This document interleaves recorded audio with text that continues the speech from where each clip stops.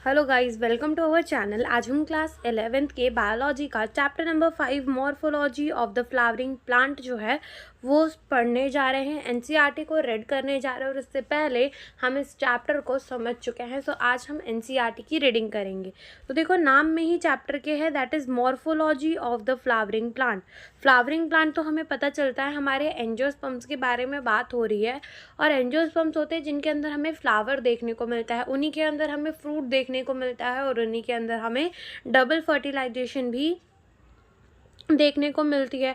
हमें उसकी मॉर्फोलॉजी पढ़नी है, यानी कि मॉर्फोलॉजी का मतलब होता है study of the external feature. बाहर से चीज़ों को देख के जो चीज़ हम पढ़ते हैं हम उसको मॉर्फोलॉजी कहते हैं। फिर देखो क्या लिखा हुआ है, the wide range in the structures of the higher plant will never fail to fascinate us. यानी कि ये जो हमारे इतने अलग अलग तरीके के हायर प्लांट्स हैं वो कभी भी हमको वो हमें हमेशा सोच में डाल देते हैं कि कितने अलग हैं ये।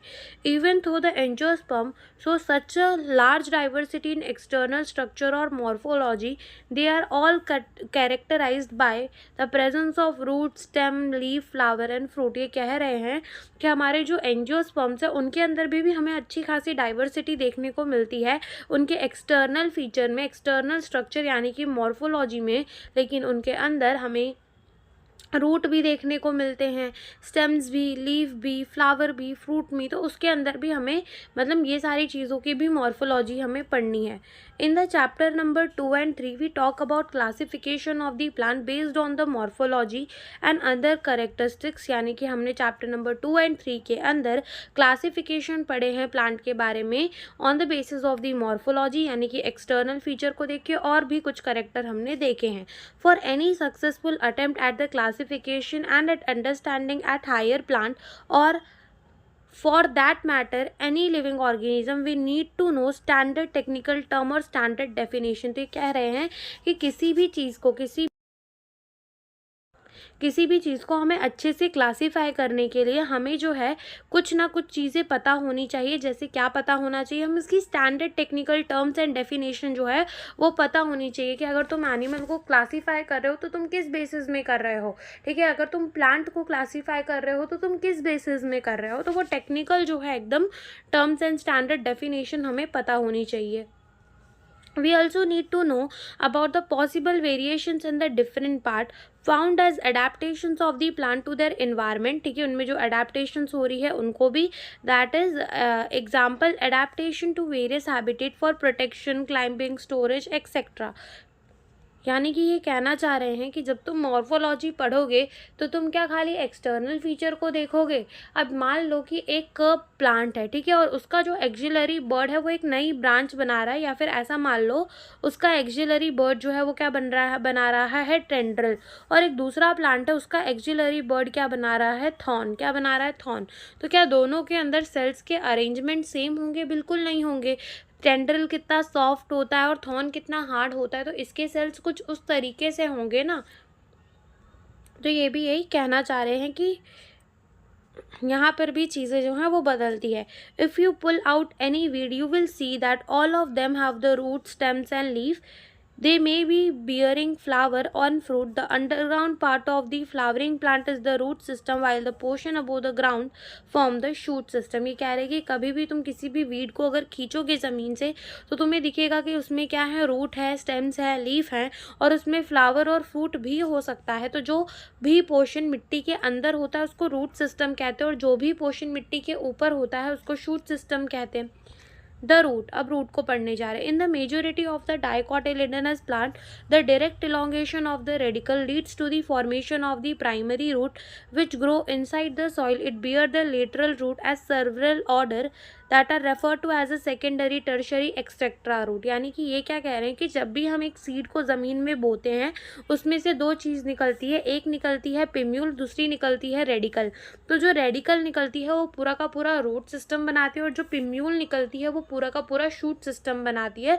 तो डायरेक्ट एलोंगेशन, जब रेडिकल खाली बड़ा होता जाता है, डायरेक्ट एलोंगेशन रेडिकल का होता है, तो वो हमारा प्राइमरी रूट बनाता है। फिर उसके बाजू बाजू से इसके और ब्रांचेस निकलने लगते हैं, तो ये सेकेंडरी रूट के बाद और ब्रांचेस इसमें से निकल रही हैं तो ये टर्शरी रूट बना लेता है, और एक्सेट्रा ऐसे आगे चलता रहता है। The primary root and its branches constitute the tap root system. यानी कि जैसे कि रेडिकल में से निकली क्या हमारी प्राइमरी रूट, अब उसकी ब्रांचेस निकली, यहाँ से भी निकली, तो ये जो सिस्टम, ऐसे सिस्टम ऑफ रूट को हम क्या कहते हैं, टैप रूट सिस्टम। क्या कहते हैं, tap root system. As seen in the mustard plant, in the monocotyledonous plant, the primary root is short-lived and replaced by the large number of the root।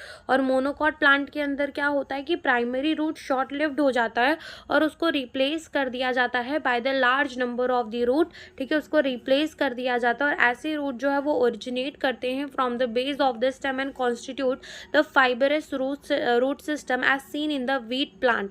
ठीक है, वो हमारे क्या बनाते हैं, फाइबरस रूट सिस्टम। जैसे कि मान लो ये स्टेम और नीचे छोटे छोटे छोटे छोटे छोटे छोटे बहुत सारे रूट्स होंगे, इन्हीं को क्या कहेंगे, फाइबरस रूट सिस्टम कहेंगे, जो कि हमें वीट के प्लांट में देखने को मिलता है। और in some plant like the grasses, monstera and banyan tree, roots arise from the part of the plant other than the radicle and are called the adventitious root. तो जब भी रूट रेडिकल के अलावा कहीं और से उग रहा है, रेडिकल को छोड़ के कहीं और से उग रहा है, तो हम उसको क्या कहते हैं, एडवेंटिशियस रूट कहते हैं, जो कि हमें ग्रासेस के अंदर, अपने पीपल बरगद के पेड़ के अंदर देखने को मिलता है कि उसके जो ब्रांचेस होती हैं उससे निकलकर रूट जमीन के अंदर जाते हैं।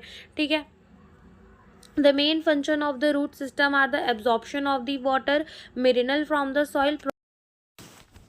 तो यहाँ पे लिखा हुआ है कि the main function of the root system are absorption of the water mineral from the soil, providing a proper anchorage to the plant part, storing reserve food material and synthesising the plant growth regulator. यानी कि हमारे root के क्या क्या काम होते हैं हमें यहाँ पर वो बताया गया है, जैसे कि मिनरल्स को एब्जॉर्ब करता है मिट्टी में से, एक प्रॉपर एनकरेज देता है प्लांट को ताकि प्लांट मिट्टी से जुड़ा रहे।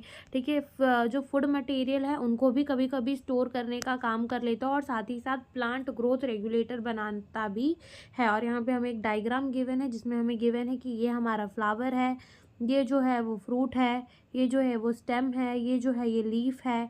ठीक है, ये वाला नोड है, ये region between the two node is internode. Node क्या होता है, जहाँ से लीफ उगता है। ये बर्ड है, कौन सा बर्ड है, एक्सिलरी बर्ड है। और ऊपर की तरफ जो होता है उसको हम कहते हैं एपिकल वर्ड। ठीक है, फिर उसके बाद हमें रूट दिखाई हुई है कि ये जो है ये प्राइमरी रूट है और ये जो निकली है ये सेकेंडरी रूट है और क्या बना रही है, हमारा रूट सिस्टम। फिर उसके बाद हमें दिखाया गया है कि टैप रूट सिस्टम दिखता कैसा है, तो कुछ ऐसा दिखता है जिसमें ये जो है ये इसकी मेन रूट है और ये लेटरल उसकी ब्रांचेज उगी हुई हैं। ये हमें दिखाया गया है फाइबरस रूट, जहाँ पर हमारा प्राइमरी रूट जो था, हमारा जो टैप रूट था वो रिप्लेस्ड हो गया। ठीक है, और यहाँ पे हमें दिखाया जा रहे हैं एडवेंटिशियस रूट। कौन से रूट, एडवेंटिशियस रूट की ये जो रूट है ये उग रहे हैं, लेकिन ये कहाँ से उग रहे हैं, ये स्टेम से उग रहे हैं, तो ये हमें एडवेंटिशियस रूट दिखाए गए हैं। फिर आते हैं हमारे रीजन्स ऑफ रूट के ऊपर। तो देखो क्या लिखा है कि हमारा जो है the root is covered at the apex by the thimble like structure called the root cap. It protect the tender apex of the root as it make its way through a soil. A few millimeter above, the root cap is the region of the meristematic activity. The cells of this region are very small, thin wall with dense protoplasm and they divide repeatedly। यानी कि यहाँ पर हमें root of the meristematic activity के बारे में बताया गया है। बोला गया है कि जो हमारा रूट का टिप होता है ना, वो कवर होता है बाय अ थिम्बल लाइक स्ट्रक्चर जिसे हम कहते हैं रूट कैप। ये रूट कैप जो है वो प्रोटेक्ट करता है हमारी रूट की टिप को, क्योंकि वो अपना रास्ता मिट्टी में बना रहा होता है। यहाँ पर रीजन ऑफ मेरिस्टेमेटिक एक्टिविटी कहा जाता है क्योंकि यहाँ के सेल्स जो हैं वो निरंतर डिवाइड करते ही रहते हैं। मेरिस्टेमेटिक सेल्स वो सेल्स होते हैं जो कभी डिवाइड करना नहीं छोड़ते, सिर्फ डिवाइड करते ही जाते हैं। ठीक है, इसलिए हम उसको region of the meristematic activity कहते हैं कि जो हमारे रूट कैप का थोड़ा सा ऊपर का रीजन है उसको हम रीजन ऑफ मेरिस्टेमेटिक एक्टिविटी कहते हैं। वहाँ के सेल बहुत छोटे होते हैं, उनका वॉल बहुत पतला होता है, डेंस प्रोटोप्लाज्म, और वो डिवाइड करते रहते हैं रिपीटेडली। फिर लिखा है कि the cells proximal to the region undergo the rapid elongation and enlargement and are responsible for the growth of the root in the length and the region is called the region of elongation. यानी कि ये कह रहे हैं कि अगर तुम reason of meristematic के थोड़ा ऊपर चलो तो तुम्हें दिखेगा रीजन ऑफ इलोंगेशन। यहाँ के सेल्स जो है वो इलोंगेट करते हैं और ये रिस्पॉन्सिबल होते हैं for the enlargement of the root की लेंथ बढ़ाने के लिए। इसको हम रीजन ऑफ इलोंगेशन कहते हैं। The cells of the elongation zone gradually differentiate and mature, hence the zone proximal to the region of elongation is called the region of maturation, यानी कि रीजन ऑफ इलोंगेशन के ऊपर जो zone है उसको region of maturation कहा जा रहा है. From this some cells of the epidermal cell form very fine and delicate thread-like structure called a root hair, and this hair absorb the water and mineral from the soil. तो ये क्या कह रहे हैं कि हमारे जो रीजन ऑफ मेरिस्टेमेटिक एक्टिविटी है वहाँ से कुछ एपिडर्मल सेल, उसके सेल्स जो हैं, कवरिंग के सेल्स जो हैं, वो बहुत पतले पतले से डेलिकेट थ्रेड लाइक स्ट्रक्चर बनाते हैं जिन्हें कहा जाता है रूट हेयर. और ये रूट हेयर एब्जॉर्ब करता है वाटर एंड मिनरल को, कहाँ से, सॉइल से. फिर आते हैं हम अपने स्टेम के ऊपर. तो देखो क्या लिखा हुआ है कि what are the feature that distinguish a stem from the root. The stem is the ascending part of the axis bearing the branches, leaf, flower and fruit. ये कह रहे हैं कि क्या डिफरेंस है between the stem and the root. तो ये कह रहे हैं कि स्टेम जो है ना वो असेंडिंग पार्ट है एक्सिस का, जो ऊपर उठ के आता है, जिसमें ब्रांचेस होती हैं, लीफ होती हैं, फ्लावर होता है, फ्रूट होता है, and it develop directly from the plumule of the embryo of the germinating seed. तो वही मैंने बताया कि जब भी किसी सीड को हम मिट्टी में डालते हैं तो पिम्यूल और रेडिकल निकलता है. तो पिम्यूल ही क्या बनाता है, पूरा का पूरा शूट सिस्टम. तो पहले वो स्टेम बनाता है. The stem bear the node and inter node. जो स्टेम होता है उसके अंदर नोड होती है और इंटर नोड भी होती है. The region of the stem where the leaf are born are called the node, यानी कि जहाँ से पत्ती उगती है उसको नोड कहते हैं. While internode are the portion between the two node.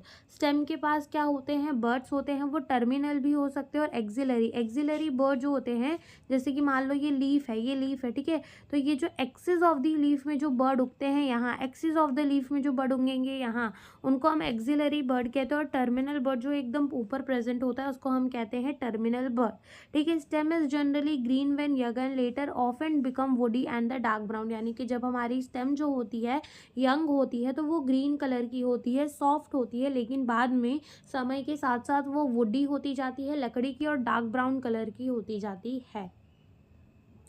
The main function of the stem is spreading out the branches bearing the leaf, flower, fruit. जो मेन काम होता है स्टेम का कि वो ब्रांचेस निकाले और उस ब्रांचेस के ऊपर फूल, पत्ती, फल, ये सारी चीज़ें लगाए. It conduct the water, mineral, photosynthesis, ठीक है. ये वाटर, मिनरल एंड फोटोसिंथेटेट्स, ठीक है. यानी कि इसका मतलब ये फोटोसिंथेसिस के दौरान जो भी प्रोडक्ट मिला उसे पास करवाने का काम करती है. वाटर को नीचे से ऊपर से नीचे, या नीचे से ऊपर, मिट्टी से ऊपर ले जाने का काम करती है. मिनरल्स को काम करती है. लीफ में जो खाना बना उनको रूट तक पहुंचाने का काम करती है.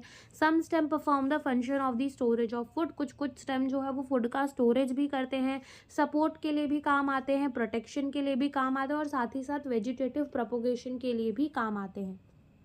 फिर आते हैं हम अपने लीफ में. तो लिखा है कि leaf is the lateral green flat and structure born on the stem. यानी कि लेटरल ग्रीन कलर की पतला सा स्ट्रक्चर होता है, चपटा सा स्ट्रक्चर होता है जो कि स्टेम के ऊपर उगता है. It develop at the node. कहाँ उगती है लीफ, नोड में उगती है. And bear the bird in its excise, जो मैंने अभी बताया. अब एक्सिलरी बर्ड जो है वो ब्रांचेस के अंदर डेवलप हो जाते हैं.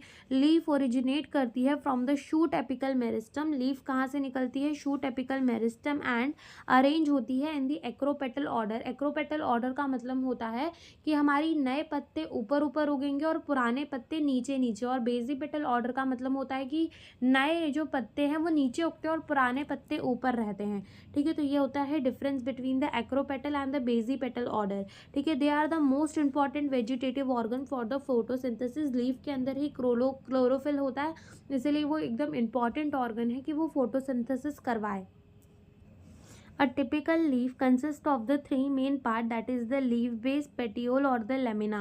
यानी कि हमारा जो लीफ होता है उसके पास मेन 3 पार्ट होते हैं. एक होता है लीफ बेस, एक होता है पेटियोल और एक होता है लेमिना. लीफ बेस कहाँ होता है, जहाँ से हमारा लीफ जो है वो स्टेम से अटैच है उसे लीफ बेस कहेंगे. पेटियोल इस डंडी को, और लेमिना यानी कि ये हमारा पूरा एंटायर लीफ, ठीक है, उसको हम क्या कहेंगे, लेमिना. क्या कहेंगे, लेमिना कहेंगे. The leaf is attach to the stem by the leaf base, ठीक है. लीफ जो है स्टेम से कैसे अटैच होता है, लीफ बेस के हेल्प से. And may bear the 2 lateral small leaf like structure called the stipule. यानी कि हमारे लीफ बेस में 2 लेटरल लीफ लाइक स्ट्रक्चर, यानी कि पत्ते जैसे दिखने वाले स्ट्रक्चर हमें देखने को मिलते हैं, जिन्हें हम स्टिप्यूल भी कहते हैं. In the monocotyledon the leaf base expand into the sheath covering the stem partially or wholly. ये कह रहे हैं कि मोनोकॉट्स के अंदर जो लीफ बेस है ना वो क्या करती है, स्टेम को जकड़ लेती है, या तो पार्शली आधी या तो फुल्ली यानी कि पूरा, ठीक है। In some leguminous plant the leaf base may be swollen which is called the pulvinus. तो कुछ लेग्यूम वाले प्लांट्स के अंदर लीफ बेस फूला हुआ हो सकता है जिसको पल्विनस कहा जाता है। The petiole help hold the blade to the light. जो हमारी पेटियोल है वो हेल्प करती है ताकि लीफ को ना लाइट में रखा जा सके। Long thin flexible petiole allow the leaf blades to flutter in wind. और हमारे ये जो पतली सी फ्लेक्सिबल, ठीक है, पेटियोल होती है वो क्या करती है, हेल्प करती है, यानी कि डंडी हेल्प करती है ताकि हमारी जो लीफ है वो हवा में लहरा सके। Thereby cooling the leaf and bringing the fresh air to the leaf surface, ठीक है।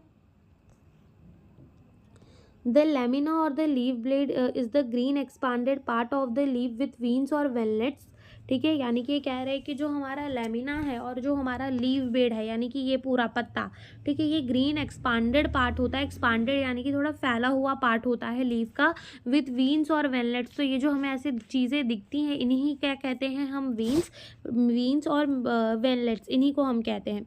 There is usually a middle prominent vein which is also known as the midrib. यानी कि बीच में जो वीन हमें दिखती है उसको हम मिडरिप कहते हैं, और जो बाजू में छोटे छोटे उगते हैं उनको हम विनलेट्स कहते हैं, और बीच में जो वीन होती है उसको मिडरिप कहते हैं। Vein provide rigidity to the leaf blade and act as a channel of transport of the water, mineral and food material.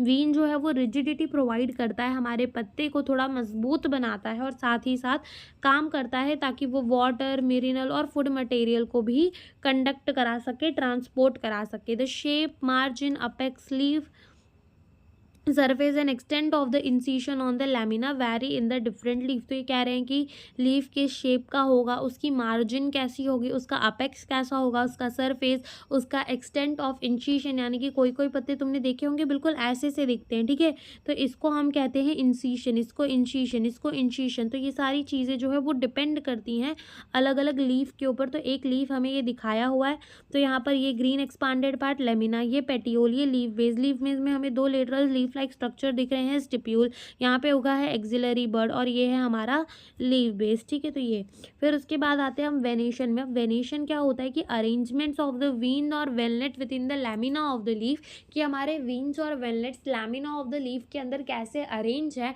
उसी को हम वेनेशन कहते हैं। दो टाइप की वेनेशन हमें देखने को मिलती है, parallel and reticulate venation. Parallel venation में वीन्स और वेनलेट्स पैरेलरली रन करते हैं एक दूसरे के साथ, जैसे कि तुम इस फिगर के अंदर देख सकते हो, ठीक है। देखो सारे पैरेलल है कि नहीं, बिल्कुल है, तो इनको हम पैरेलल वेनेशन बोलते हैं जो हमें मोनोकॉट्स के अंदर मिलता है। और इसे हम रेटिकुलेट वेनेशन कहते हैं कि यहाँ पर पूरा रेटिकुलम जैसा स्ट्रक्चर बनाया हुआ है। तुम ध्यान से देखो तो कितने बीच बीच में जाल जैसा स्ट्रक्चर बनाया, तो इसे हम कहते हैं रेटिकुलेट वेनेशन, जो कि हमें डाइकॉट्स के अंदर देखने को मिलता है। पूरा चीज़ इसी पैराग्राफ में लिखा हुआ है कि देखो, the arrangement of the veins और veinlets in the lamina of the leaf is term as venation.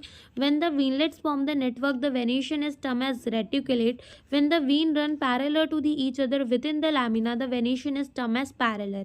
The leaf of the dicotyledon plant generally possesses the reticulate venation, while the parallel venation is the characteristic of most monocotyledon, ठीक है।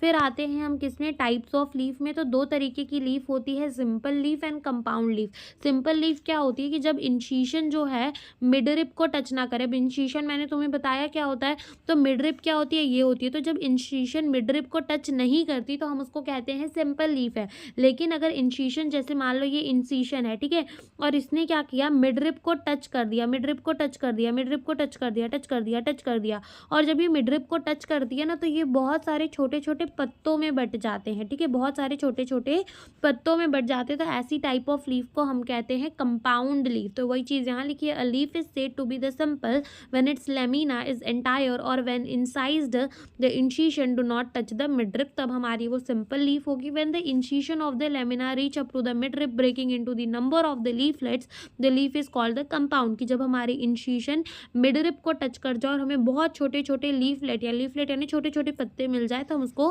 Compound कहेंगे। अभी ये कह रहे हैं कि bird जो है वो हमें सिंपल लीफ, जैसे मान लो एक सिंपल लीफ है, ठीक है। ये वाली लीफ जो है वो सिंपल है, ठीक है। तो इसमें हमें क्या देखने को मिलेगा, बर्ड देखने को मिलेगा इसकी एक्सिलरी में। लेकिन अगर यही बहुत छोटे छोटे पत्तों के अंदर टूट जाए, छोटे छोटे लीफलेट्स के अंदर टूट जाए, फिर कोई पूछे इसके एक्सिस में क्या बर्ड दिख रही है, तो उसके एक्सिस में हमें बर्ड देखने को नहीं मिलती। यही चीज़ ये कह रहे, लिखा है कि bud is present in the axil of the petiole in both simple and compound leaf but not in the axils of the leaflets of the compound leaf, ठीक है। फिर उसके बाद आते हैं हम अपने कंपाउंड लीफ में। अब कंपाउंड लीफ ये कहना चाह रहे दो तरीके के होते हैं, pinnately compound leaf and palmately compound leaf. Pinnately compound leaf के अंदर क्या होता है कि जितने भी छोटे छोटे लीफलेट्स होती है ना, वो एक कॉमन एक्सिस में प्रेजेंट होती है, जिन्हें हम कहते हैं राचीज, जैसे कि नीम के केस में होता है, ठीक है। और पामेटली कंपाउंड लीफ के अंदर क्या होता है कि जितनी भी लीव्स है ना, वो tip of the petiole, petiole का टिप जो होता है उधर आकर सारी एक दूसरे से ऐसे टच होती है, तो इनको हम कहते हैं पामेटली कंपाउंड लीफ, जो कि हमें तुम यहाँ फिगर में देख सकते हो। ये वाली जो है ये पिन्नेटली कंपाउंड लीफ है, जितनी भी लीफ है वो एक कॉमन एक्सिस में प्रेजेंट है, जिन्हें हम कहते हैं राचीज, जैसे कि नीम के अंदर। और पामेटली कंपाउंड लीफ क्या होती है कि देखो ये टिप ऑफ दी पेटियोल में आके सारी लीफ जुड़ रही है, जैसे कि सिल्क कॉटन के अंदर। तो यही चीज़ यहाँ पर लिखी हुई है कि द कंपाउंड लीफ में bear the two type. Pinnately compound leaf होता है, number of leaflets are present on the common axis the rachis and which represent the midrib of the neem, midrib of the leaf as in the neem. In the palmately compound leaf the leaflets are attached to the common point that is the tip of the petiole, जैसे कि silk cotton के अंदर।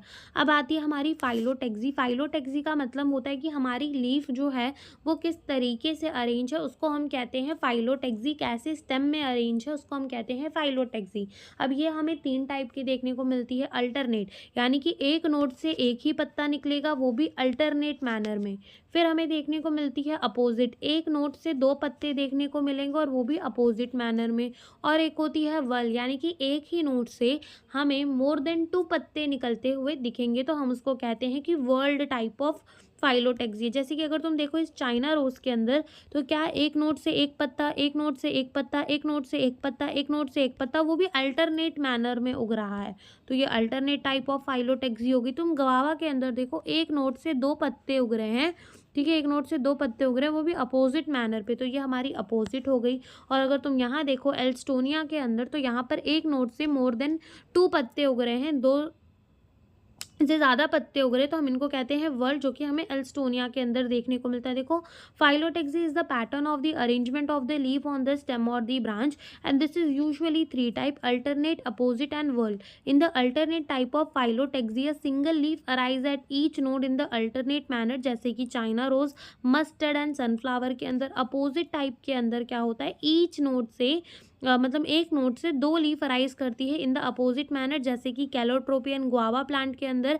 If more than 2 leaf arise at the node and form the whorl, it is called the whorl as in the Alstonia, जैसे कि हमें Alstonia के अंदर देखने को मिलता है। अब आती है हमारी इनफ्लोरोसेंस। अब आते हैं हम इनफ्लोरोसेंस के अंदर।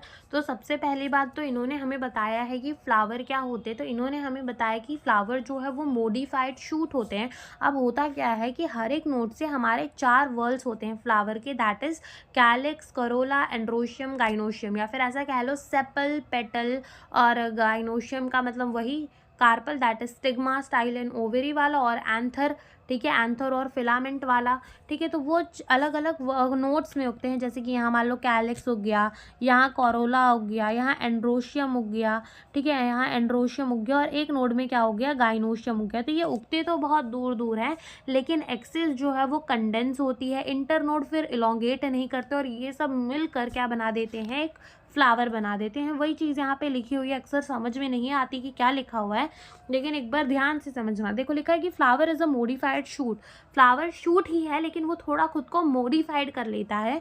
Where in the shoot apical meristem change to the floral meristem, जहाँ पे हमारे शूट के मेरिस्टम चेंज हो जाते हैं फ्लोरल यानी कि फ्लावर के मेरिस्टम में। Internode do not elongate, internode जो है वो अपने और लंबे नहीं होते। एंड एक्सिस गेट कंडेंस, कि हमारी एक्सिस भी क्या होती है, थोड़ी कंडेंस होती है। The apex produce the different kind of the floral appendages lateral at the successive node instant of the leaf, यानी कि लीफ के बजाय हर एक नोड में हमें क्या देखने को मिलते हैं, पत्तों की जगह हमें क्या देखने को मिलते हैं, हमारे फ्लावर के वर्ल्स देखने को मिलते हैं। And when the shoot tip कि जब हमारी शूट टिप जो है, शूट टिप ट्रांसफॉर्म हो जाती है किसके अंदर, फ्लावर के अंदर, इट इज़ ऑलवेज सॉलिटरी, यानी कि सॉलिटरी यानी कि वो अकेले ही रहती है। The arrangement of the flower on the floral axis is term the inflorescence. अब इसके बाद की चीज़ें बहुत आसान है कि किस तरीके से फ्लावर अरेंज है, उसी को हम क्या कहते हैं, इनफ्लोरोसेंस कहते हैं। अब इनफ्लोरोसेंस भी हमारे पास दो टाइप के होते हैं, that is the racemose and cymose. अब रेसिमोज में क्या होता है कि जो मेन एक्सिस है ना वो ग्रो होती ही रहती है, होती ही रहती है, ठीक है। रेसिमोज में क्या होता है कि देखो, साइमोस टाइप ऑफ इनफ्लोरोसेंस समझते हैं, तो साइमोस टाइप ऑफ इनफ्लोरोसेंस में मेन एक्सिस में एक फ्लावर उग जाता है। अब इसके बाद इसकी लेंथ और बड़ी नहीं हो सकती, तो जो दूसरे फ्लावर उगने हैं, जो नए फ्लावर उगने हैं, वो नीचे उगते हैं। यानी कि अब जब नए फ्लावर उगेंगे वो छोटे होंगे और एक बड़ा सा फ्लावर जाकर ऊपर लग गया है, तो इनको हम कहते हैं कि ये बेजी पेटल ऑर्डर में उग रहे हैं। कौन से ऑर्डर में, बेजी पेटल ऑर्डर में। वेर एज रेसिमोस, तुम रेस से याद रखो, रेस में क्या होना होता है, खाली दौड़ना होता है, ठीक है। तो रेसिमोस टाइम में मेन एक्सिस जो है वो ग्रो होती ही रहती, होती ही रहती, होती ही रहती और कभी टर्मिनेट नहीं होती। और फ्लावर जैसे कि पुराना फ्लावर यहाँ उग गया तो दूसरा नया फ्लावर उगना है तो वो थोड़ा ऊपर उगेगा, यानी कि बड़े वाले बेस में है और छोटे छोटे ऊपर उग रहे हैं, यानी कि एक्रोपेटल ऑर्डर, जैसे कि हम लीफ के अंदर देखते हैं। तो यही चीज़ यहाँ पे लिखी है कि two major type of inflorescence are defined, that is the racemose और cymose. Racemose type of inflorescence में जो मेन एक्सिस रहती है वो कंटिन्यू करती है ग्रो करना, and flower are born in the acropetal order. Acropetal यानी कि नए नए जो है वो टिप पे उगते हैं, पुराने पुराने जो है नीचे नीचे उगते हैं, ठीक है। फिर यहाँ पे लिखा है कि साइमोस टाइप ऑफ इनफ्लोरोसेंस में मेन एक्सिस जो है वो टर्मिनेट कर जाती है, हेंस लिमिटेड ग्रोथ, और फ्लावर जो है वो बेजी पेटल ऑर्डर के अंदर ग्रोथ है। और ये हमें दिखाया हुआ है रेसिमोस टाइप ऑफ इनफ्लोरोसेंस कि इनकी मेन एक्सिस उगती ही जाएगी और पुराने फ्लावर बेस में दिखेंगे और नए नए फ्लावर टिप में उगेंगे। This is the racemose type of inflorescence, ठीक है। और यहाँ फिगर में तुम्हें दिखाया गया है साइमोस टाइप ऑफ इनफ्लोरोसेंस, जहाँ पर मेन एक्सिस देखो टर्मिनेट हो जा रही है एक बड़े से फ्लावर पे, और बाकी के जो भी फ्लावर है वो कैसे उग रहे हैं, छोटे छोटे फ्लावर नीचे उग रहे हैं, यानी कि कौन से ऑर्डर में उग रहे हैं, बेजी पेटल ऑर्डर के अंदर। अब यहाँ पे फ्लावर के बारे में कुछ लिखा हुआ है कि flower is the reproductive unit in the angiosperm, ठीक है। It is meant for the sexual reproduction. A typical flower has the 4 different kind of whorl arrange successively on the swollen end of the stalk और the pedicel, यानी कि pedicel. यानी कि क्या होता है कि जैसे लीफ की जो डंडी होती है तो उसका जो सोलन एंड होता है इसको हम कहते हैं थैलेमस, या फिर हम इसको कहते हैं पेडिसेल, ठीक है। यानी कि जो ये लकड़ी होती है फ्लावर की उसको हम कहते हैं स्टॉक या फिर कहते हैं पेडिसल, और इसका ये जो सोलन पोर्शन होता है इसको हम कहते हैं थैलेमस। और इसी थैलेमस के ऊपर जो 4 वर्ल्स होते हैं हमारे फ्लावर के, that is calyx, corolla, androecium, gynoecium arrange होते हैं। This are the calyx, corolla, androecium and gynoecium. Calyx and corolla are the accessory organ, while the androecium and the gynoecium are the reproductive organ। यानी कि ये कह रहे हैं कि sepal और पेटल तो इंसेक्ट्स को अट्रैक्ट करवाने के लिए, जैसे कि सेपल है वो फ्लावर को प्रोटेक्ट करने के काम आता है बर्थ स्टेज में, पेटल जो है वो कलरफुल होते हैं तो एनिमल को अट्रैक्ट करने के लिए काम आ जाते हैं। तो ये दोनों एसेसरी हैं, यानी कि इनकी ज़रूरत पड़ती है। वेर इज रिप्रोडक्टिव कौन से हैं, खाली हमारा गाइनोशियम एंड एंड्रोशियम जो होता है वो वल होता है, ठीक है। फिर देखो क्या लिखा है कि कुछ फ्लावर्स के अंदर, जैसे कि लिली के अंदर कैलिक्स एंड करोला जो होते हैं वो डिस्टिंक्ट नहीं होते, यानी कि एक दूसरे पे पता ही नहीं चलता कैलिक्स कौन करोला कौन, दोनों मिक्स होते एक दूसरे पे, और इसको हम क्या कहते हैं, पेरियांथ कहते हैं। When the flower has both, जब फ्लावर के पास दोनों होगा, एंड्रोशियम भी गाइनोशियम भी, उसको बायसेक्सुअल कहेंगे। और जब फ्लावर के पास या तो एंड्रोशियम या तो गाइनोशियम होगा तो हम उसको यूनिसेक्सुअल कहेंगे। वही चीज़ यहाँ पे लिखी हुई है कि when the flower has a both androecium and the gynoecium it is bisexual.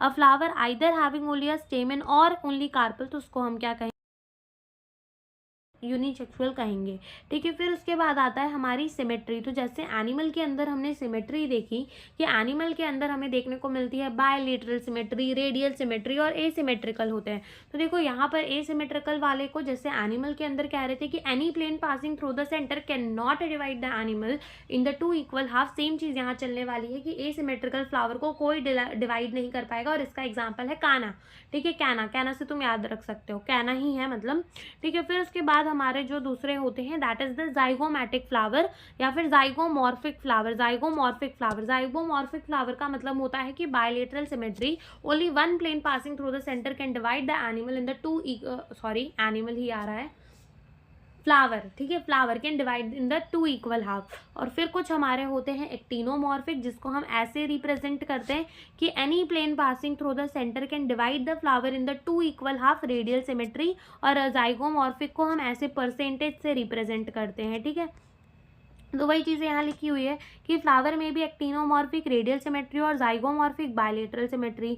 When the flower can be divided in the 2 equal radial half in any radial plane passing through the center, it is said to be the actinomorphic। जैसे कि हमारा mustard, धतूरा, chilli, when it can be divided in the 2 similar half only in one particular vertical plane, it is zygomorphic। जैसे कि pea, gulmohar, bean and cassia. The flower is the asymmetrical irregular if it cannot be divided in the 2 similar half by any vertical plane passing through the center as in the कैना, ठीक है। Examples भी इस chapter के important है, जैसे कि हमारा एनिमल किंगडम हो गया, ये हो गया morphology of the flowering plant. तो यहाँ पर इन 2 चैप्टर की जान ही एग्जाम्पल हैं, एग्जाम्पल से ही क्वेश्चन उठ कर आते हैं, ठीक है। अब यहाँ पे लिखा है कि द फ्लावर में बी द ट्राइमेरस, टेट्रामेरस और पेंटामेरस, यानी कि अगर जो हमारे फ्लावर के अपेंडेजेस है, जैसे कि मान लो कि फ्लावर के अंदर जो कैलिक्स है वो 5 है, कोरोला जो है वो 5 है, एंड्रोशियम जो है वो 5 है, यानी कि सब कुछ मल्टीपल ऑफ दी 5 में है तो हम उनको पेंटामेरस कह सकते हैं। ऐसे ही अगर मल्टीपल ऑफ दी 3 में हो तो हम उसको ट्राइमेरस कह सकते हैं, और मल्टीपल ऑफ दी 4 में हो तो हम उसको टेट्रामेरस कह सकते हैं। तो वही चीज़ यहाँ पे लिखी है कि फ्लावर में भी है ट्राइमेरस, टेट्रामेरस और the pentamerous when the floral appendages are in the multiple of the 3, 4, 5 respectively. Flower with bract, यानी कि रिड्यूस लीव। ब्रैक्ट का मतलब होता है कि रिड्यूस लीव देखने को मिलता है at the base of the pedicel, ठीक है। पेडिसल के बेस में एक रिड्यूस लीव जैसा स्ट्रक्चर, जैसे कि मान लो ये, तो यहाँ पर रिड्यूस लीव जैसा स्ट्रक्चर देखने को मिलता है। तो अगर वो होता है तो ब्रैक्टिएट कहते हैं, और नहीं होता तो ई ब्रैक्टिएट कहते हैं। अब उसके बाद हमने पढ़ना है hypogynous, perigynous and epigynous condition. अब ये कंडीशंस क्या होती हैं वो एक बार हम पीछे वाले फिगर से समझते हैं, then we will read our NCERT, ठीक है। तो अगर तुम देखोगे यहाँ पर तो तुम देख सकते हो कि ये क्या है कैलिक्स, ये क्या है कोरोला, ये एंड्रोशियम, ये गाइनोशियम। सबके अंदर ये क्या है कैलिक्स, ये क्या है कोरोला, ये क्या है एंड्रोशियम, और ये क्या है gynoecium. Again calyx, corolla, androecium, gynoecium, calyx, corolla, androecium and ये पूरा गाइनोशियम। यानी कि अगर तुम ध्यान से देखो तो इसके अंदर तुम्हें क्या दिख रहा है कि ये जो गाइनोशियम है वो क्या ऑक्यूपाई कर रहा है, एकदम टॉप मोस्ट पोजीशन, एकदम टॉप मोस्ट पोजीशन ऑक्यूपाई कर रहा है। तो ऐसी कंडीशन जहाँ पर हमारा गाइनोशियम जो है सबसे ऊपर का पोजीशन ऑक्यूपाई कर लेता है और बाकी सारे वर्ल्स जो हैं उसके नीचे लोकेटेड होते हैं, तो हम उसको कहते हैं हाइपोगाइनस कंडीशन। और इसको रिप्रेजेंट किया जाता है जी के नीचे एक डंडा लगाकर। वह जी क्या रिप्रेजेंट करता है, गाइनोशियम। नीचे डंडा क्या रिप्रेजेंट करता है कि बाकी के जो भी सारे वर्ल्ड्स हैं वो नीचे लोकेटेड हैं। फिर अगर तुम ये 2 फिगर के अंदर देखो तो यहाँ पर हमारा जो गाइनोशियम है और हमारा यहाँ पर जो गाइनोशियम है और बाकी के वर्ल्ड्स जो है वो ऑलमोस्ट एक सेम लेवल में लगे हुए, तो हम इसको कहते हैं पेरीगाइनस कंडीशन। और इसको हम रिप्रेजेंट करते हैं जी के बाजू में डंडा, यानी कि ऑलमोस्ट सेम लेवल में लगे हुए हैं। फिर अगर तुम यहाँ देखो तो यहाँ तो हमारा जो गाइनोशियम है वो एकदम अंदर ही चला गया और बाकी के वर्ड्स जो है वो उसके थोड़े ऊपर लगे हुए, तो हम इसको रिप्रेजेंट करते हैं बाय जी के ऊपर एक डंडा लगाकर कि जी जो है यानी कि गाइनोशियम जो है वो नीचे और बाकी की सारी चीज़ें जो है वो ऊपर हैं, ठीक है। और इसको हम कहते हैं एपीगाइनस कंडीशन। तो यही हमारे एनसीईआरटी में भी लिखा हुआ है, हम रीड करते हैं। लिखा है कि based on the position of the calyx, corolla androecium in respect to the ovary on the thalamus, the flower is describe as hypogynous, perigynous and epigynous.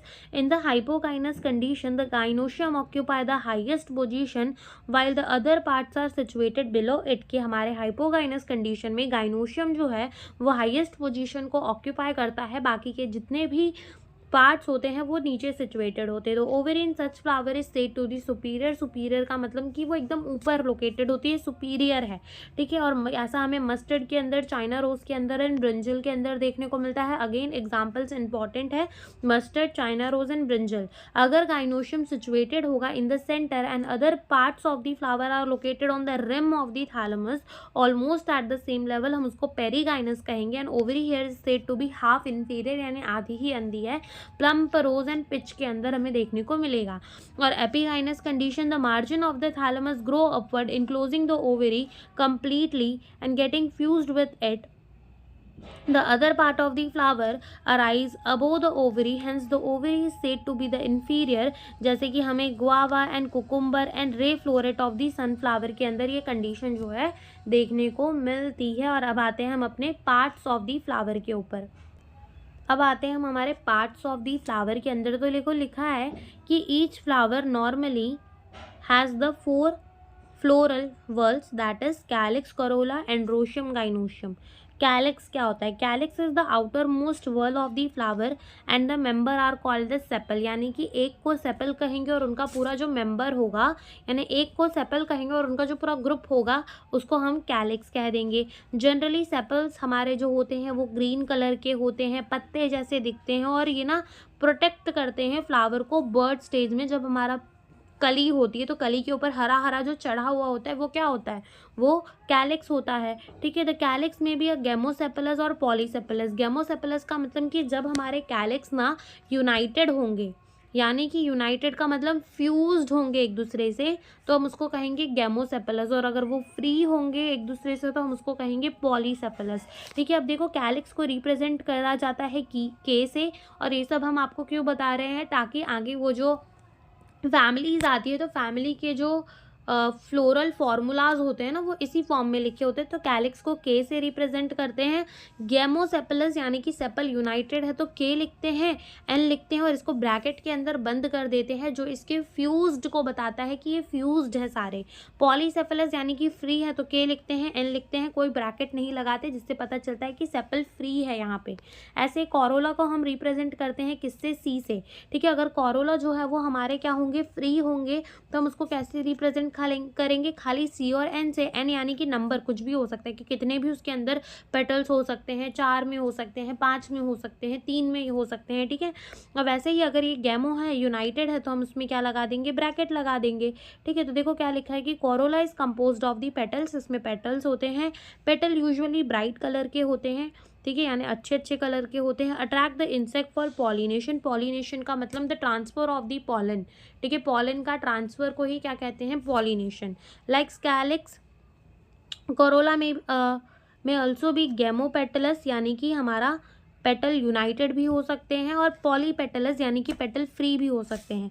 The shape and colour of the corolla vary greatly in the plant. Corolla में भी tubular, ठीक है, tube जैसे shape का हो सकता है, bell जैसे शेप का हो सकता है, फनल जैसे शेप का हो सकता है, और साथ ही साथ व्हील जैसे शेप का भी हो सकता है। तो यहाँ पर एक बार तुम ये डायग्राम देखो कि देखो यहाँ पे दिखाया हुआ है एंड्रोशियम, ये दिखाया हुआ है गाइनोशियम। ठीक है, ये दिखाया हुआ कोरोला, ये दिखाए हुए हैं नीचे कैलिक्स, और ये है पेडिसल यानी कि फूल की डंडी। ये अलग से कैलिक्स दिखाएं, ये अलग से कोरोला दिखाएं, ये अलग से एंड्रोशियम दिखाएं। एंड्रोशियम पता है ना क्या होता है? कि एक स्टेमेन, एक जो है क्या होता है? फिलामेंट होता है, और फिलामेंट के ऊपर हमें बायलोब्ड स्ट्रक्चर देखने को मिलता है जिसे हम कहते हैं एंथर। और इसी एंथर के अंदर क्या बनते हैं? पॉलन, और ये पॉलन जाकर कहाँ पे गिरते हैं? स्टिग्मा। किसकी स्टिग्मा में? Gynoecium, that is stigma style in ovary. तो स्टिग्मा में जाके गिरते हैं और बनाते हैं क्या? पॉलन ट्यूब, जो कि स्टाइल से होता हुआ कहाँ तक जाता है? ओवरी। ओवरी में होता है एग, एग के साथ फ्यूज करता है और जाइगोट बनाता है। ठीक है, तो यहाँ पे देखो एंड्रोशियम देख लो और साथ ही साथ ये गाइनोशियम भी तुम देख लो। और फिर इसके बाद आते हैं एस्टिवेशन के ऊपर। तो देखो क्या लिखा हुआ है कि the mode of the arrangement of the sepal and petal in the floral bud with respect to the other member of the same whorl is known as a aestivation. यानी कि किस तरीके से सेपल या पेटल्स अरेंज होंगे उसी को हम कहते हैं aestivation. The main type of aestivation are valvate, twisted, imbricate और वेक्सिलरी एस्टिवेशन। तो ये टाइप ऑफ एस्टिवेशन हमें देखने को मिलती है और बहुत क्वेश्चन आते हैं और इसके एग्जाम्पल से ही आते हैं। तो समझते हैं कि क्या वाल्वेट, क्या ट्विस्टेड, क्या इम्ब्रिकेट। तो सबसे पहले हम यहाँ पर समझ लेते हैं सारे type of aestivation, then we will go, अब हम अपनी एनसीईआरटी को पढ़ेंगे। ठीक है, तो देखो सबसे पहले जो होता है वो हमारा वाल्वेट एस्टिवेशन होता है, जिसमें ये जो पेटल्स होते हैं ना, देखो जैसे कि ये पूरे पेटल्स हैं तो इनको ऐसे ऊपर से देख रहे हैं। ठीक है, ये जो पेटल्स हमारे, इनको ऊपर से देख के कैसा दिख रहा है ये बताना चाह रहे हैं। तो देखो क्या कहते हैं कवि, कह रहे हैं कि कि अगर हमारे सेपल या पेटल के मार्जिन एक दूसरे को खाली टच करें, एक दूसरे के मार्जिन को खाली टच करें विदाउट ओवरलैपिंग, इधर तुम देख सकते हो कि कोई ओवरलैपिंग नहीं चल रही, तो इसे हम कहते हैं वाल्वेट टाइप ऑफ एस्टिवेशन। अगर हमारे सेपल या पेटल एक दूसरे को ओवरलैप करते हैं, जैसे कि इस वाले ने इसको ओवरलैप कर लिया, फिर ये वाला नेक्स्ट को, फिर ये नेक्स्ट, फिर ये नेक्स्ट, फिर ये नेक्स्ट, यानी कि एक दूसरे को ओवरलैप कर रहे हैं और वो भी एकदम पर्टिकुलर मैनर में, तो हम इसको कहते हैं ट्विस्टेड एस्टिवेशन। ठीक है, क्या कहते हैं? Twisted aestivation. फिर उसके बाद हमारे सेपल्स और पेटल एक दूसरे को ओवरलैप करते हैं but not in a particular direction, कैसे भी, कोई भी किसी को भी ओवरलैप कर रहा है तो हम उसको कहते हैं इम्ब्रिकेट। और वेक्सिलरी एस्टिवेशन क्या होता है कि इसमें 3 तरीके के हमारे पत्ते दिखते हैं, 3 तरीके के पेटल्स दिखते हैं, जैसे कि ये वाला जो होता है इसको कहते हैं स्टैंडर्ड, फिर उसके बाद दिखते हैं 2 विंग, और उसके बाद दिखते हैं नील जो कि फ्यूज्ड होते हैं एक दूसरे से, तो इसको हम कहते हैं वेक्सिलरी टाइप ऑफ एस्टिवेशन। क्या कहते हैं? Vexillary type of aestivation. तो एनसीईआरटी रीड करते हैं कि देखो, when the sepal or petal in the whorl just touch one another at the margin without overlapping as in the calotropis, it is said to be the valvate. If one margin of the appendages overlap that of the next one and so on as in the China rose, ladyfinger, cotton, it is called the twisted. If the margin of the sepal or petal overlap one another but not in any particular direction as in the cassia and gulmohar, the estivation is called as imbricate. In the pea and bean flower, there the 5 petal, the largest standard, overlap the 2 lateral petal wings which in turn overlap the smallest interior petal needle, and this type of estivation is known as the vexillary or papillinoecious estivation। ठीक है, तो यहाँ पर examples ही याद करने हैं, एक बार फिर कह देती हूँ। वाल्वेट का एग्जाम्पल है कैलोट्रोपी, ठीक है। फिर उसके बाद आता है हमारा ट्विस्टेड, उसका एग्जाम्पल है China rose, lady finger and cotton. फिर उसके बाद आता है हमारा इम्ब्रिकेट जिसका एग्जाम्पल है केशिया एंड गुलमोहर, एंड देन आता है हमारा वेक्सिलरी जिसका एग्जाम्पल है पी एंड बीन। कहाँ चला गया? यस, पी एंड बीन के फ्लावर, ठीक है। फिर उसके बाद आते हैं हम अपने एंड्रोशियम पे, फिर आते हैं हम अपने एंड्रोशियम के ऊपर। तो देखो, androecium is a group of stamen, और एक स्टेमेन के 2 पोर्शन होते हैं, एक होता है फिलामेंट और फिर हमें देखने को मिलता है बायोलोब्ड स्ट्रक्चर जिसे हम कहते हैं एंथर। ठीक है, तो यही चीज़ यहाँ पे लिखी हुई है कि androecium composed of the stamen and each stamen which represent the male reproductive unit consist of a stock, और जिसे हम कहते हैं फिलामेंट एंड एंथर। हर एक एंथर जो होता है वो बायोलोब्ड होता है और हर एक लोब के अंदर 2 चेम्बर होते हैं, द पॉलन सैक, और pollen grain are produce in the pollen sac, और एक सर्टाइल स्टेमेन जो पॉलन ग्रेन नहीं प्रोड्यूस करता उसको स्टेमी नोड कह देते हैं। ठीक है, अब देखो यहाँ पे तुम्हें समझ तो नहीं आया होगा, जैसे कि मान लो ये एंथर है, ठीक है, ये क्या है? हमारा एंथर है, दैट इज द बायोलोब्ड स्ट्रक्चर। अब जब मैं इसको ऊपर से काट देती हूँ खचाक करके, तो मुझे मान लो ये अंदर का दिख रहा है, तो अंदर मुझे क्या दिखेंगे? ऐसे 2 से खाली खाली जगह दिखेंगे जिन्हें मैं कहूँगी थीका। तो एक लोब के अंदर मुझे 2 खाली जगह मिल रही है, मैं उसको कह रही हूँ थीका, और एक और लोब के अंदर मुझे 2 खाली जगह दिख रही है तो मैं उसे भी कह रही हूँ थीका। इसलिए हम कभी कभी एंथर को डायथीकस या बायथीकस भी कह देते हैं कि इसके पास एक लोब के अंदर 2 थीका है, और इन थीकास के अंदर ही क्या बनता है? पॉलन ग्रेन, तो हम इनको पॉलन सैक भी कह देते हैं। और ऐसा स्टेमन जो कि पॉलन ग्रेन नहीं प्रोड्यूस कर सकता उसको स्टेमिनोड कह देते हैं। Stamens of flower may be united with other members such as petal among themself. कह रहे हैं कि जो स्टेमन है ना, वो है, क्या हो सकता है कि वो हमारे other member of the flower जैसे कि पेटल के साथ भी जुड़े हो सकते हैं और एक दूसरे खुद भी एक दूसरे के साथ जुड़े होते हैं। तो जब हमारे स्टेमन जो पेटल के साथ अटैच होते हैं, तो हम उसको कहते हैं एपीपेटलस, की जब हमारे स्टेमन पेटल्स के साथ अटैच है तो एपीपेटलस, जैसे कि हमें ब्रिंजल के अंदर देखने को मिलता है। एपीफाइलस कब कहेंगे? जब हमारा, देखो सबसे पहले तो तुम्हें पेरियांथ याद होना चाहिए कि वो क्या था? कैलेक्स एंड कोरोला डिफ्रेंशिएटेड नहीं थे, मिले हुए थे, ठीक है, यूनाइटेड थे, तो हमने उसको कह दिया था पेरियांथ। और अगर हमारा स्टेमन उस पेरियांथ के साथ जुड़ा होता है तो हम उसको कहते हैं एपीफाइलस, जैसे कि हमें लिली के अंदर देखने को मिलता है। ठीक है, the stamen in the flower may either remain the free, that is polyandrous, or may be united in varying degree, इसको हम A से रिप्रेजेंट करते हैं। ठीक है, the stamen may be united into the one bundle that is monodiphilous as in the China rose, or two bundle didiphilous as in the pea, और into more than two bundle polydiphilous जैसे कि हमें citrus के अंदर देखने को मिलता है. There may be a variation in the length of the filament within the flower जैसे कि साल्विनिया और मस्टर्ड के अंदर हमें देखने को मिलता है. अगेन एग्जाम्पल्स यहाँ पर भी इम्पॉर्टेंट है. तो अब आते हैं हम गाइनोशियम के अंदर. तो गाइनोशियम को female reproductive unit of the flower भी कहा जाता है. इसके अंदर हमें 3 पार्ट देखने को मिलते हैं. दैट इज, समझ लो एक बार कि ये होता है स्टिग्मा जहाँ पर आके पॉलन लैंड करती है. ठीक है, ये होता है स्टाइल, और ये होती है ओवेरी. अब ओवेरी के अंदर हमें क्या देखने को मिलता है? प्लेसेंटा. जैसे मान लो ये ओवेरी, और ओवेरी के अंदर क्या देखने को मिलेगा? प्लेसेंटा. अब प्लेसेंटा और यहाँ पे मान लो ओव्यूल है. ठीक है, तो ये प्लेसेंटा जो है ओव्यूल से क्या होगा? अटैच होगा with the help of the एक डंडी जिसे हम कहते हैं क्या? फ्यूनिकल. तो ये फ्यूनिकल और ये ओव्यूल ये अटैच होगा. ठीक है, तो यही चीज़ यहाँ पे भी लिखिए कि gynoecium is the female reproductive part of the flower, और it is made up of the one और मोर कार्पल. एक या एक से ज़्यादा कार्पल का बना हो सकता है. कार्पल में हमारे 3 पार्ट होते हैं, that is stigma, style and ovary. Ovary जो है वो लार्ज बेजल पार्ट, ठीक है, यानी मोटा सा नीचे का पार्ट होता है, on which lies the longitudinal tube, जिसके ऊपर हमारी एक लॉन्गिट्यूडनल ट्यूब होती है जिसे हम कहते हैं स्टाइल. और स्टाइल जो है वो कनेक्ट करती है ओवेरी को एंड स्टिग्मा को. और स्टिग्मा यूजुअली हमारा टिप होता है स्टाइल का, जहाँ पर क्या होते हैं? Receptive surface for the pollen grain, जहाँ पर पॉलन ग्रेन रुकते हैं. Each ovary bear the one और more ovule attach to the flattened cushion like placenta, यानी कि हमारे हर एक ओव्यूल के अंदर एक या एक से ज़्यादा ओव्यूल्स अटैच होते हैं. किससे? कंशाइन प्लेसेंटा से. ठीक है, when more than one carpel is present, और वो फ्री है, जैसे कि लोटस एंड रोज के अंदर हमें देखने को मिलता है, तो हम उसको कहते हैं एपोकार्पस. और अगर वो जुड़े हुए तो हम उसको कहते हैं सिनकार्पस, जैसे कि हमें किसके अंदर देखने को मिलता है? मस्टर्ड एंड टमाटो के अंदर. फर्टिलाइजेशन जब हो जाती है तो ओव्यूल सीड के अंदर कन्वर्ट हो जाता है, ओवेरी फ्रूट के अंदर, ovule develop into the fruit and ovary mature into the flower. अब हम आते हैं प्लेसेंटेशन में. So what is the placentation, कि किस तरीके से हमारे ओव्यूल प्लेसेंटा से अटैच है, उसी को हम क्या कह देते हैं? प्लेसेंटेशन. तो लिखा है the arrangement of the ovule within the ovary is known as a placentation.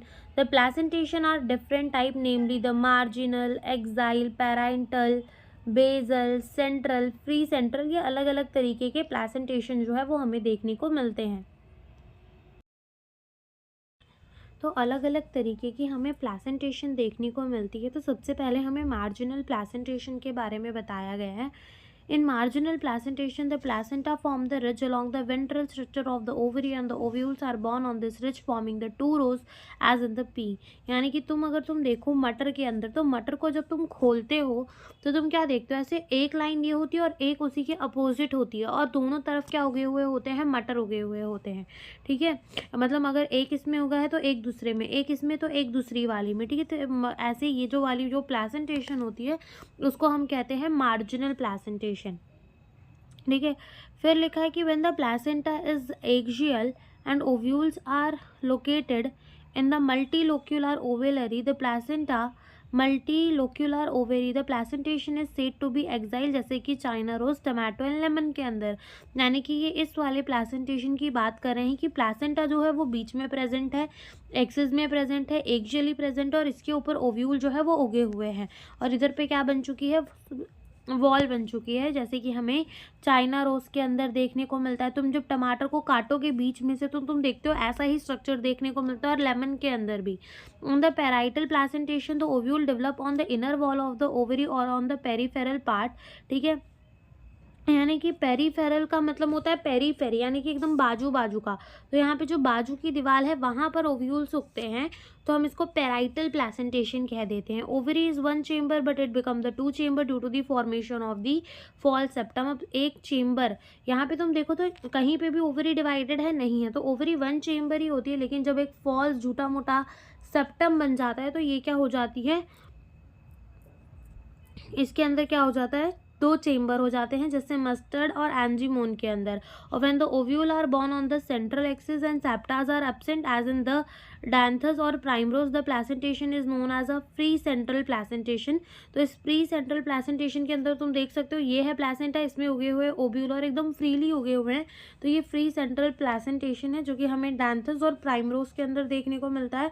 और एक होता है बेसल प्लेसेंटेशन, जहाँ पर प्लेसेंटा जो होता है वो कहाँ होता है, बेस ऑफ द ओवरी, और एक सिंगल ओव्यूल ही उसके ऊपर उगता है, जैसे कि सनफ्लावर और मैरीगोल्ड के अंदर। और ये हमें क्या दिखाया हुआ है, हमें दिखाया हुआ है बेसल प्लेसेंटेशन। अगेन यहाँ पर इंपॉर्टेंट ही एग्जाम्पल ही इंपॉर्टेंट है प्लेसेंटेशन के अंदर भी। और अब आते हैं हम अपने फ्रूट्स के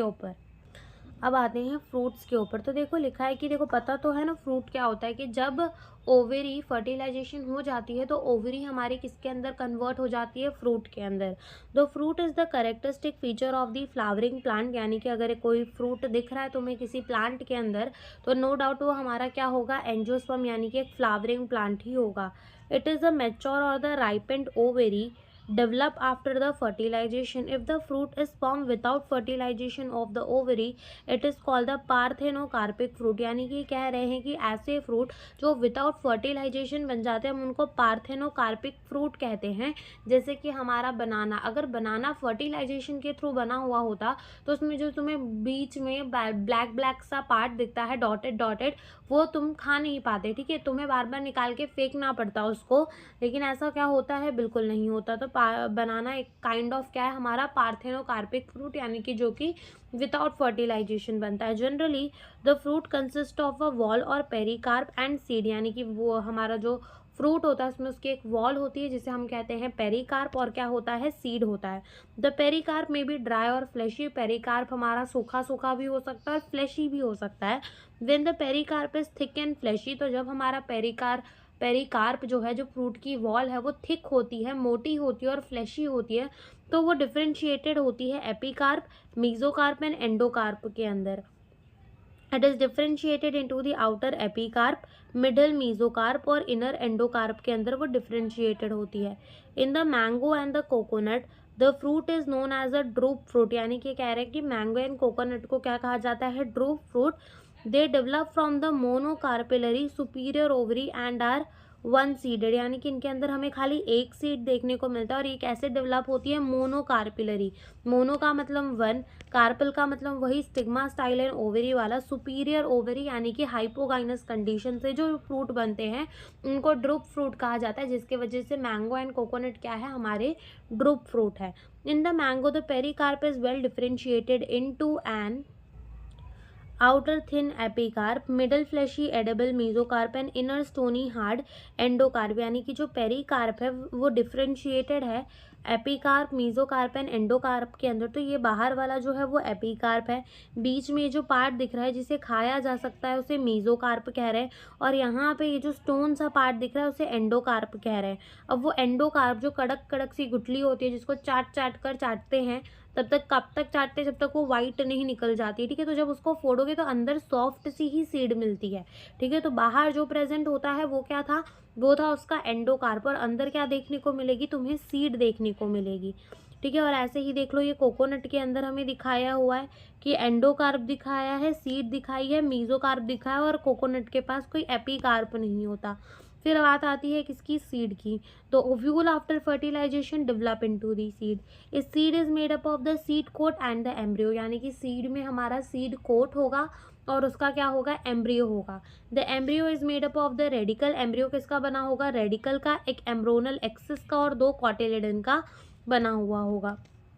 अब हम क्या देखेंगे, स्ट्रक्चर देखेंगे किसका, डाइकोटिलेडनस सीड का। तो लिखा है कि outermost covering of the seed is the seed coat, तो सबसे बाहर हमें कवरिंग देखने को मिलेगी उसे हम क्या कहेंगे, उसे हम कहेंगे सीड कोट। जो आउटर मोस्ट कवरिंग होगी उसे हम क्या कहेंगे, सीड कोट।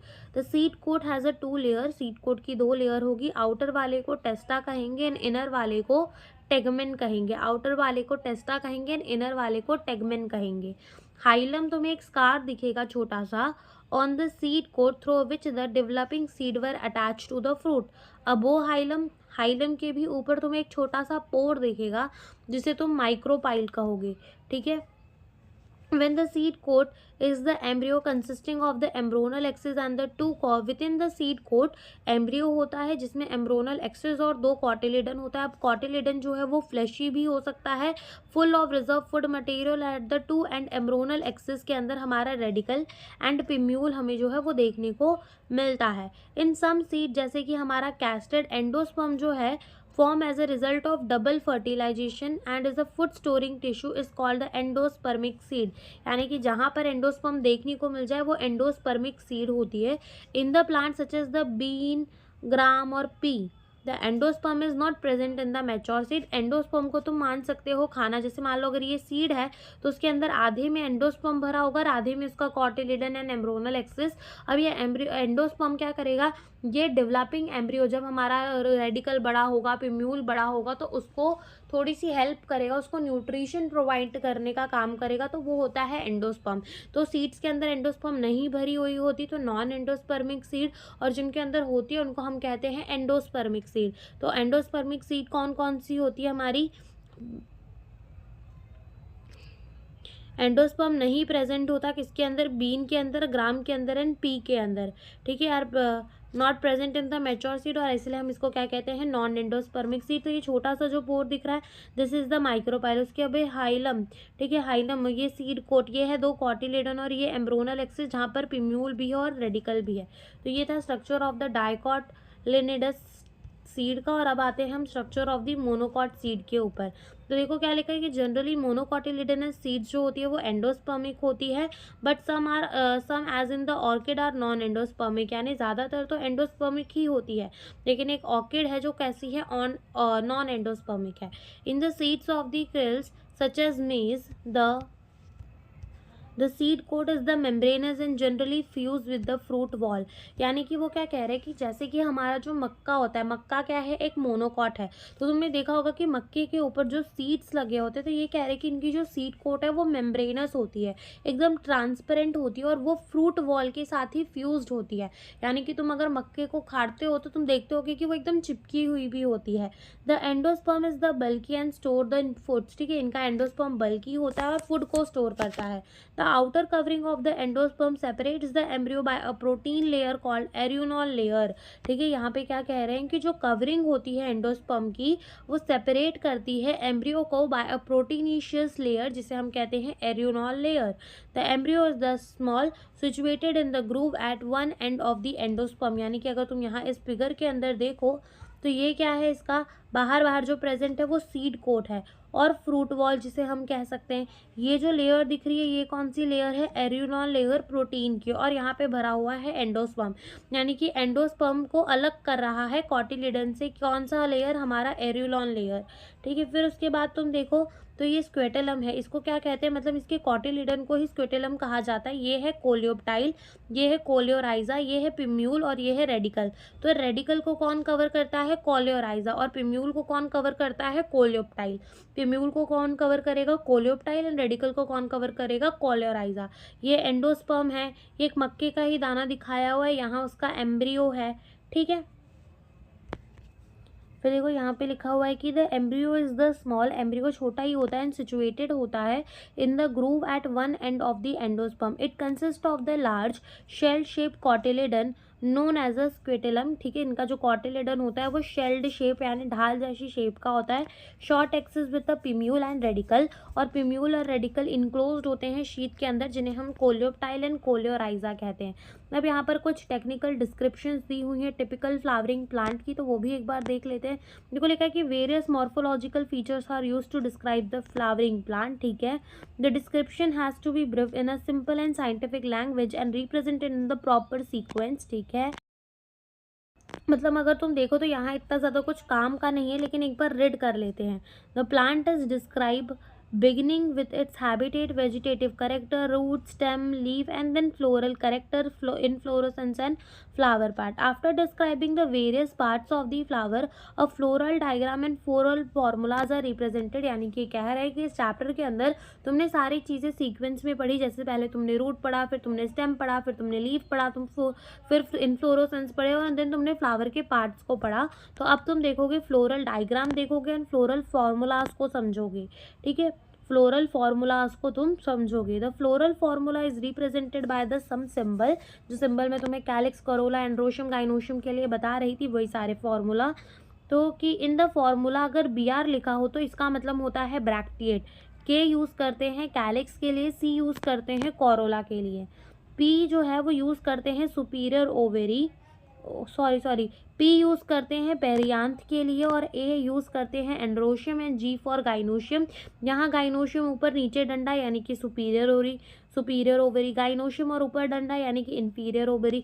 ऐसा यूज़ करते हैं मेल के लिए, ऐसा यूज़ करते हैं फीमेल के लिए, और ऐसा यूज़ करते हैं फॉर मेल एंड फीमेल यानी कि बायसेक्सुअल वालों के लिए। तो वही चीज़ें मेल के लिए दिखाया, फीमेल के लिए एंड बायसेक्सुअल, और ऐसा कर कर हम किसके लिए दिखाते हैं, एक्टिनोमॉर्फिक के लिए। ऐसा करके हम किसके लिए दिखाते हैं, जाइगोमॉर्फिक के लिए। तो यहाँ पर तुम्हें एक फ्लोरल डायग्राम दिया हुआ है और तुम्हें इसका फ्लोरल फॉर्मूला, यानी कि सबसे पहली चीज़ तुम ही देखते चलो। पहले यहाँ पे तुम्हें दिखाया है कि एक्टिनोमॉर्फिक है, कि कोई भी प्लेन से तुम पास करो तुम्हें फ्लावर के 2 इक्वल हाफ मिल ही जाएंगे। जैसे यहाँ से कट करोगे तो यहाँ पर सेम पार्ट मिलेंगे। रुको 1 मिनट, इधर से मान लो अगर तुमने कट किया तो यहाँ तुम्हें सेम से पार्ट मिलेंगे, इधर से तुम कट करोगे तो यहाँ से भी तुम्हें सेम से पार्ट मिलेंगे, 2 यहाँ 2 यहाँ 2 यहाँ, ठीक है, सारी चीज़ें। अब मैं बता देती हूँ, ये ओवरी, ये एंड्रोशियम दिखाए गए हैं, ये कोरोला दिखाए गए हैं, और ये कैलिक्स की अरेंजमेंट दिखाई गई है, ठीक है। फिर बोल दिया है कि बायसेक्सुअल है, यानी कि इसके अंदर ओवेरी भी है और यहाँ पर एंथर भी तुम्हें दिख रहे हैं, एंड्रोशियम भी तुम्हें दिख रहे हैं। फिर यहाँ पे लिखा है K2+2, इसका मतलब कैलिक्स है, और 2+2 फ्यूज तो नहीं है कैलिक्स, और 2+2 यानी कि 2 ऊपर है और 2 अंदर की तरफ है, यानी कि 2 ओवरलैप हो रही हैं, 2 ओवरलैप कर रही हैं। कोरोला है और 4 है, तो 1 2 3 4, ठीक है, और वो एक दूसरे को ओवरलैप नहीं कर रही, फ्यूज्ड नहीं है, तो कुछ नहीं लगाया। फिर एंड्रोशियम जो है उसको 2+4 से दिखाया गया है, यानी कि 2 एंड्रोशियम यहाँ है और 4 और एंड्रोशियम यहाँ है, इसलिए इसको 2+4 से दिखाया गया है। और यहाँ पर जी के नीचे डंडा लगाया गया है, इसका मतलब क्या है, सुपीरियर ओवरी है, और 2 है वो भी कैसी हैं, फ्यूज्ड है, ठीक है। तो ऐसा ये डायग्राम से हमें दिखाना चाहते हैं। तो ये हमें एक फ्लोरल डायग्राम दिया हुआ है। और आगे चलते हैं, एंड परसेंटेज यूज़ करते हैं जाइगोमॉर्फिक फ्लावर के लिए। Fusion is indicated by indicating the figure with in the bracket, ठीक है, ब्रैकेट के अंदर दिखाकर हम फ्यूजन को दिखाते हैं, और addition by a line drawn above the simple of the floral part. A floral diagram provide the information about the number and parts of the flower, their arrangement and the relation they have with one another. The position of the mother axis with respect to the flower is represented by the dot on the top of the floral diagram, यानी कि जो floral diagram के ऊपर तुमने एक dot देखा था वो मदर एक्सिस को दिखाता है, तो उसका मतलब इतना कुछ यूज़ नहीं होता। Calyx, corolla, androecium, gynoecium are drawn in the successive whorl. Calyx begin the outermost and androecium begin in the center. Floral formula show the cohesion and adhesion within the parts of the whorl and between the whorl, यानी कि तुमने देखा था जैसे कि हमारा androecium जो था वो कोरेला से अटैच था, तो उसको कैसे दिखाएंगे, ऐसे करके कि ये दोनों एक दूसरे से अटैच है। The floral diagram and floral formula in the figure 15.6 represent the mustard family, that is the Brassicaceae, यानी कि जो फ्लोरल डायग्राम अब तुम देख कर आए हो वो किसका है, ब्रेसिकेसी का है। फिर एक और फैमिली तुम्हें दी हुई है, फैमिली सोलेनेसी, तो कहा it is the large family commonly known as a potato family. It is widely distributed in the tropic, subtropic और even in the temperate zone. Vegetative characters के बारे में यहाँ हमें बताया गया है कि प्लांट जो हैं यहाँ पर मोस्टली हर्ब्स हैं, शर्ब्स हैं, और रेयरली छोटे छोटे पेड़ हैं। स्टेम इनका हर्बिशियस और रेयरली वुडी जाता है। Aerial, erect, cylindrical, branch, solid और हॉलो, हेरी और glabrous. Underground stem in potato, Solanum, tuberosum, यानी कि ये स्टेम्स की सारी प्रॉपर्टीज़ बताई गई हैं। यहाँ लीफ की बताई गई है कि अल्टरनेट टाइप के, सिंपल, रेयरली पिन्नेटली देखने को मिलते हैं। एक्सयूपिलेटेड, वेनेशन, इनके अंदर रेटिकुलेट देखने को मिलती है, ठीक है। फिर ये सारी चीज़ें यहाँ पर तुम्हें दिखाई गई हैं, और ये इसका फ्लोरल डायग्राम है, ध्यान से देख लो, ठीक है। ये इसका क्या है, फ्लोरल डायग्राम है। क्या समझ में आ रहा है इस फ्लोरल डायग्राम से, कैलिक्स है, ठीक है, कैलिक्स है। कैलिक्स क्या दिखा रहे हैं यहाँ पर, कैलिक्स एक दूसरे के साथ फ्यूज्ड है। फिर अंदर क्या है, कोरोला, वो भी एक दूसरे के साथ फ्यूज्ड है, और कोरोला से कौन अटैच है, हमारे एंड्रोशियम, और ऊपर डॉट ऐसे दिखाया गया है, इसका मतलब एक्टिनोमॉर्फिक फ्लावर है, बातें की गई हैं, जैसे कि हमारे इनफ्लोरोसेंस के बारे में, सॉलिटरी, एक्सिलरी और cymose as in the Solanum. Flower कैसा है, बायसेक्सुअल और एक्टिनोमॉर्फिक। कैलिक्स कैसे हैं, यहाँ पर 5 है, वो भी यूनाइटेड है। प्रेसिस्टेंस और वाल्वेट एस्टिवेशन हमें इसके अंदर देखने को मिल रही है, किसके अंदर, कैलिक्स के अंदर। कोरोला के अंदर 5 पेटल है, यूनाइटेड, और उनके अंदर भी वाल्वेट एस्टिवेशन। एंड्रोशियम में स्टेमेन 5 है, एपीपेटलस यानी कि पेटल के साथ जुड़े हुए। Gynoecium bicarpellary obliquely placed. Syncarpous condition है, ओवेरी सुपीरियर है। बायलोक्यूलर प्लासेंटा 16 फूला हुआ है विथ मैनी ओव्यूल, यानी कि खूब सारे ओव्यूल। फ्रूट, बेरी और कैप्सूल हो गए, और सीड बहुत सारे, एंडोस्पर्मस, ठीक है। और फ्लोरल डायग्राम दिखाया कि एक्टिनोमॉर्फिक है, बायसेक्सुअल है, कैलिक्स 5 है, फ्यूज है, कोरोला 5 है, फ्यूज है, एंड्रोशियम 5 है, फ्री है, और एंड्रोशियम और कैलिक्स जो है वो जुड़ा हुआ है। सुपीरियर ओवेरी है, और कैसी है, 2 है, और कैसी है, फ्यूज्ड है। Economic important, many plants belonging to this family are the source of food, जैसे कि टमाटो, ब्रिंजल, पोटैटो। स्पाइसेस में काम आ जाता है, मेडिसिन में काम आ जाता है। स्पाइसेस में कौन काम आता है, चिली। मेडिसिन में कौन काम आता है, हमारा अश्वगंधा। फ्यूमिगेटरी टबैको, और ऑर्नामेंटल पेंटूनिया, ठीक है। और इसके बाद हमारा ये जो चैप्टर है वो होता है ख़त्म। यहाँ पर तो हमने यहाँ पर एनसीईआरटी की रीडिंग कर ली है, तो यहाँ पर हमने इतना ज़्यादा समझने में नहीं फोकस किया जितना हमने एनसीईआरटी के रीडिंग में किया है। और अगर आपको समझना हो तो आप पूरी वीडियो देख सकते हैं, ठीक है। So thank you for watching the video.